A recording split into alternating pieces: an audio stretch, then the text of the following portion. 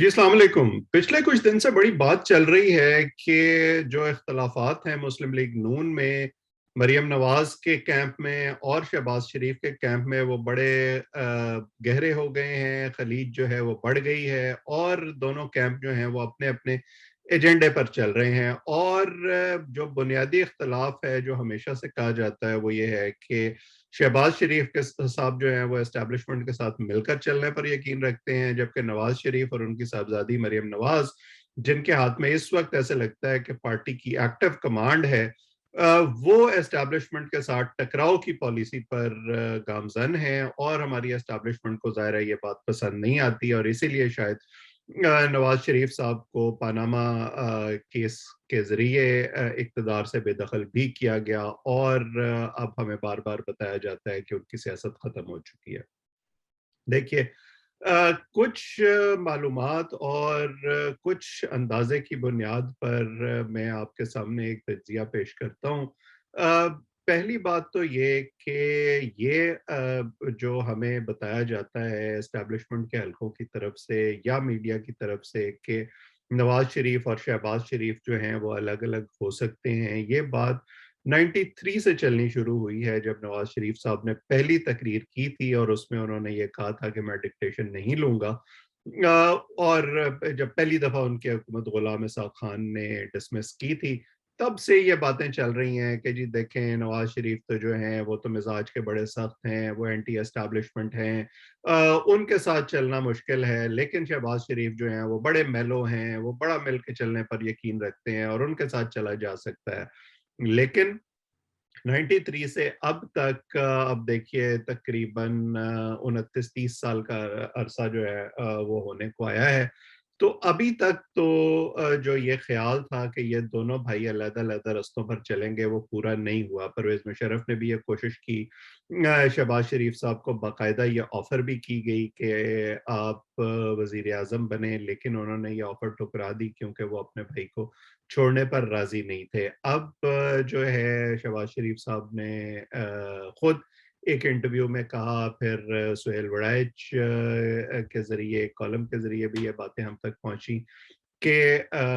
उन्होंने तो अपनी काबीना का इंतखाब भी कर लिया था, लेकिन मामलात जो हैं वो एस्टेब्लिशमेंट के साथ आगे नहीं बढ़े। अब सवाल ये है कि अगर हमें ये दो वाज़ेह स्ट्रैटेजीज़ नज़र आ रही हैं, तो इसकी वजह क्या है और हमारी एस्टेब्लिशमेंट क्या सोच रही है? देखें, पहली बात तो ये है कि हमारी एस्टेब्लिशमेंट का जो ट्रैक रिकॉर्ड है, वो चाहे आप ज़ुल्फ़िकार अली भुट्टो से शुरू करें, जब वो पहली दफ़ा अयूब खान की काबीना में शामिल हुए, और ख़ास तौर पर उसके बाद हमारी एस्टेब्लिशमेंट ने ये सबक सीख लिया है कि किसी सियासी लीडर को इतना ताकतवर और इतना एम्पावर नहीं होना चाहिए कि वो भुट्टो बन जाए और जो है उसकी इस तरह की पॉपुलर अपील जो है वो शुरू हो जाए। अब उसके बावजूद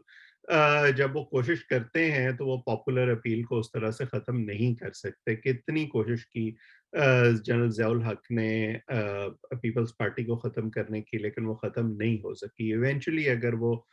सिंध तक महदूद हुए हैं तो उसमें शायद पीपल्स पार्टी की और जरदारी साहब की अपनी गलतियों का हिस्सा ज़्यादा होगा। एस्टेब्लिशमेंट की कोशिशें उस तरह से कामयाब नहीं हुई। इसी तरह नवाज शरीफ साहब की सियासत के बारे में एस्टेब्लिशमेंट का भले जो भी ख्याल हो या उनके सियासी मुखालफिन का जो भी ख्याल हो, उनकी पार्टी इंटैक्ट है, उसको वोट मिल रहा है। हमने मुशर्रफ के जो 9-10 साल का दौर था उसमें देखा था, बार-बार मुशर्रफ साहब हमें ये बताते थे कि नवाज शरीफ की हुकूमत ख़त्म हो गई है, उनकी सियासत ख़त्म हो चुकी है, बेनज़ीर का इस मुल्क में जो है अब वापसी का कोई इम्कान नहीं है। लेकिन हमने ये देखा कि वो दोनों ना सिर्फ वापस आए, बल्कि उन दोनों की हुकूमतें भी बारी-बारी बनी।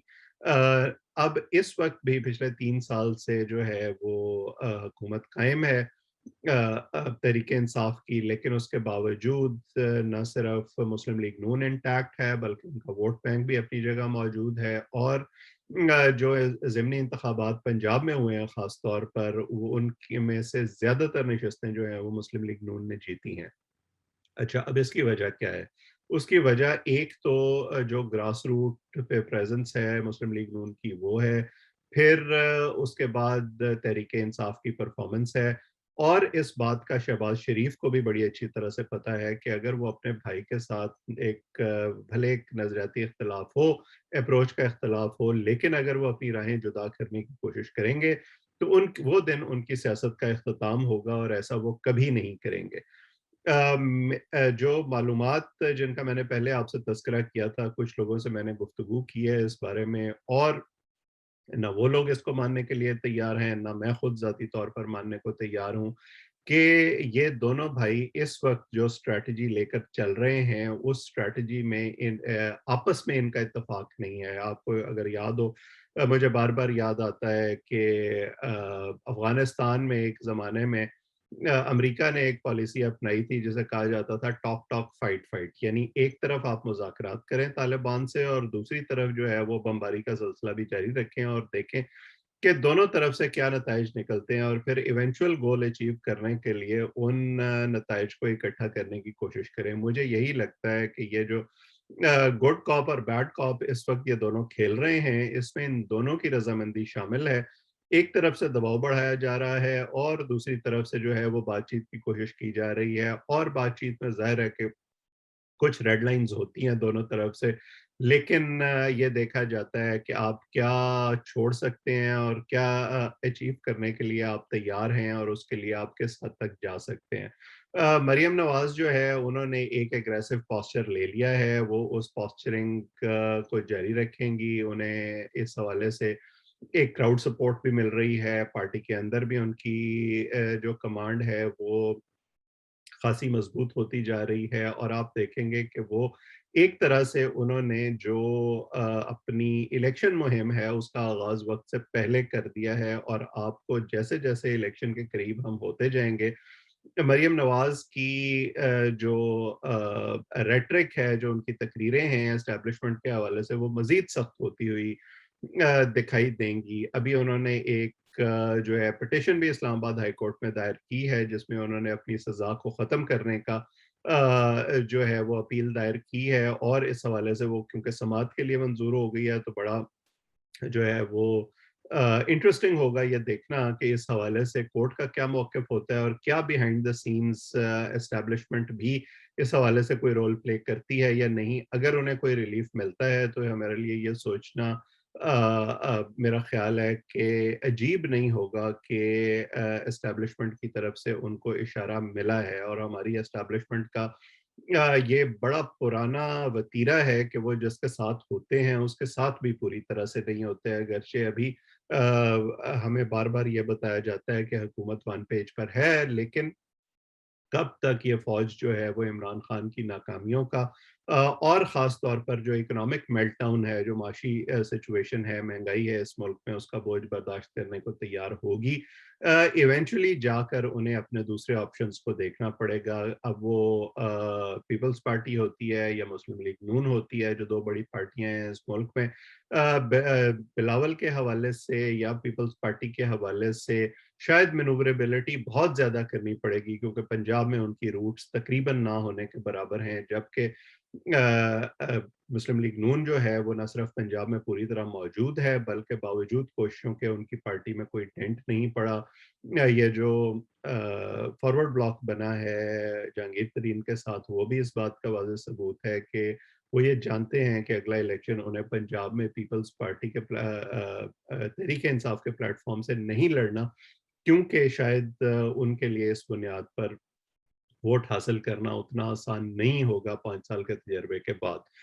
یہ بڑی انٹرسٹنگ صورتحال ڈیولپ ہو رہی ہے، اور آپ دیکھیں گے کہ اس میں بے شک پیپلز پارٹی یا جو دوسری جماعتیں ہیں جو مسلم لیگ نون کی سیاسی مخالف ہیں، اور خاص طور پر تحریک انصاف اس حوالے سے جو بھی موقف اختیار کریں، لیکن یہ جو کچھ بھی ہو رہا ہے یہ ایک بیک گراؤنڈ ویلنگ ڈیلنگ کا حصہ ہے۔